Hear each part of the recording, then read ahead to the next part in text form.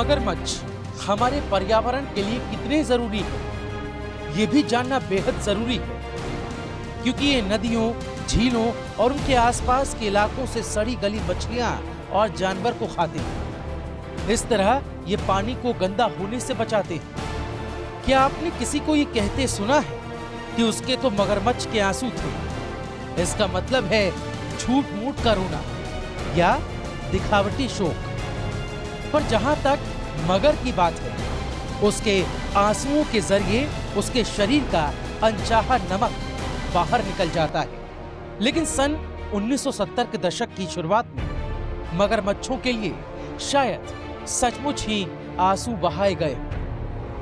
उस वक्त भारत में सिर्फ कुछ हजार मगर रह गए थे, या दूसरे शब्दों में कहें तो पहले उनकी जितनी संख्या थी उसका सिर्फ 10% ही रह गया था। क्योंकि इंसान जैसे जैसे मगर के इलाकों पर कब्जा करने लगे, उनका जीना दुश्वार हो गया।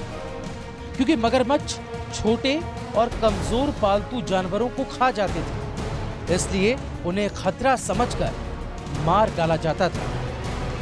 इसके अलावा कईयों की जीभ पर मगर के गोश्त और अंडों का स्वाद चढ़ गया था। मगरमच्छ की कस्तूरी ग्रंथियों का इस्तेमाल इत्र बनाने के लिए किया जाने लगा। उस पर से बांध बनाने और पानी के प्रदूषण की वजह से मगरमच्छों की आबादी बहुत घट गई। लेकिन जिस वजह से मगर के धरती से गायब होने की नौबत आई, वो थी उसके चमड़े की मांग। मगर के चमड़े से बने जूते, छोटे बड़े बैग, बेल्ट और दूसरी चीजें इतनी सुंदर और टिकाऊ होती हैं कि सभी इन चीजों को चाहने लगे।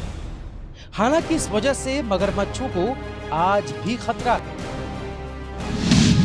एक सर्वे के मुताबिक एशिया के कुछ देशों के जंगलों में बहुत कम मगरमच्छ बचे हैं। सन 1972 में मद्रास सर्प उद्यान में उनकी हिफाजत के इंतजाम शुरू किए गए। आज पूरे भारत में 30 से भी ज्यादा केंद्र हैं जहां रेंगने वाले जानवरों की नस्लें बढ़ाई जाती हैं।